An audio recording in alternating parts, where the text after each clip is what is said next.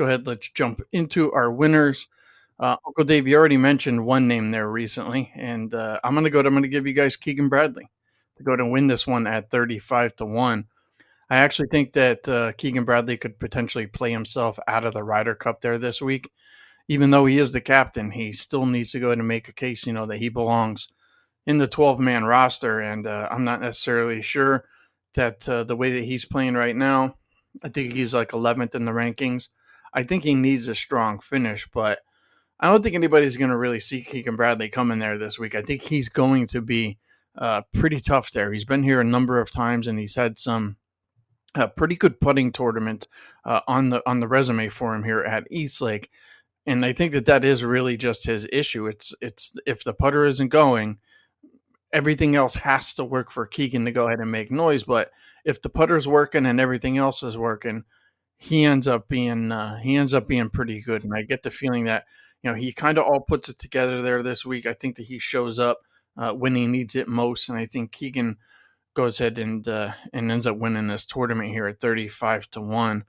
And this will be my final prediction of the golf podcast season. And I said this last year that this guy would be around and that he would be making noise. The first time that I ever said his name when it came out of my mouth, and that was a guy that I think will be battling Scottie all next year long for the best player on tour, and it's Ludvig Åberg at 18-1. His game is as sharp as it gets, but I need to go ahead and I need to see, the mental side with him. And I think if he can, kind of hang around here with Scottie, push back a little bit, I think I think Scottie will probably be in the mix, and I think Åberg will certainly be in the mix.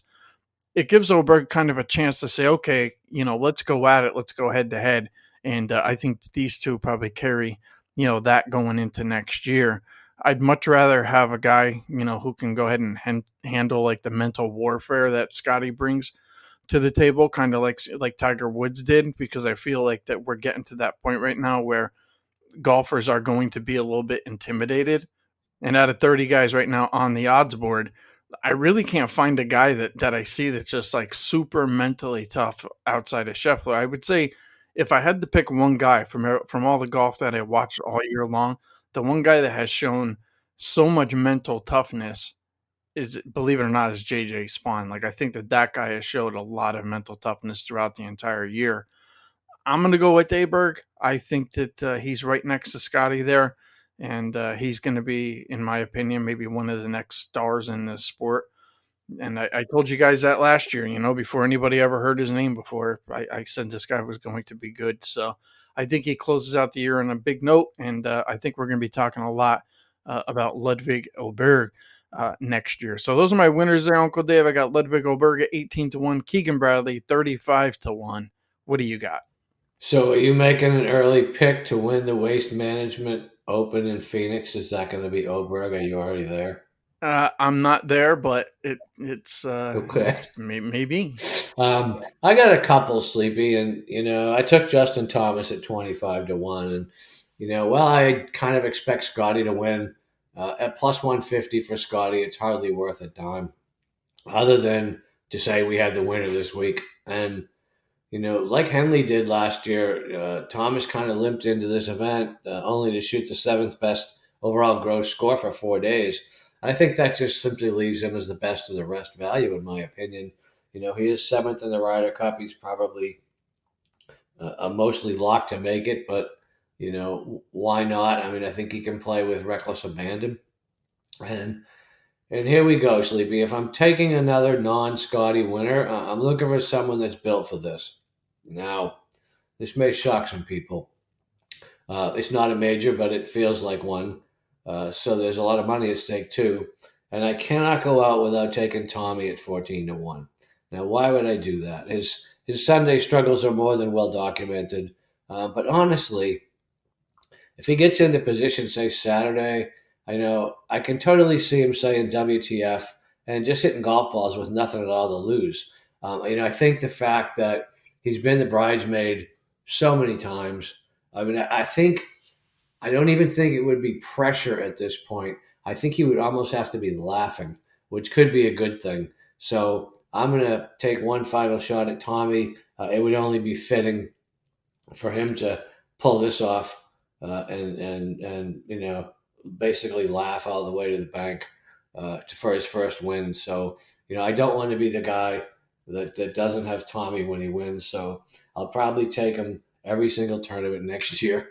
But I just came to that conclusion by if he is there, I mean he almost has to be laughing. I think the pressure will be almost less at this point because everybody will expect him to fall apart, but maybe him. So at 14-1, the way he's always played and continues to play, if it's not going to be Scotty, I took JT and Fleetwood.